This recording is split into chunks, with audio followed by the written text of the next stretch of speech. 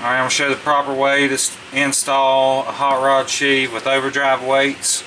You need to get the belt down in the secondary about 1/4 to 1/2 an inch, and then while holding the whole assembly, do not ever let loose of it. Put it on and then roll it like this, and while holding the cam plate till the splines are sticking out here to make sure that you get it installed correctly. And then the washer, never let loose of the cam plate. Get your nut on there, run it by hand, turn it some more while you're tightening the thing, but never let loose of the cam plate. And now it's good to go. Can't make no mistakes. The overdrives can't flip over. Then remove your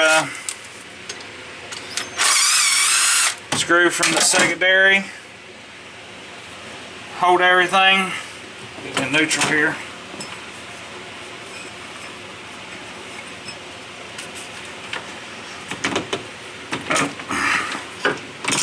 There we go.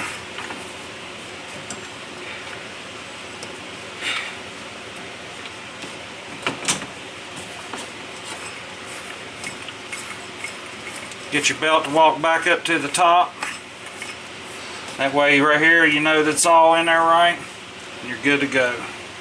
Tighten your nuts down on both of them. And that way the ODs won't flip over.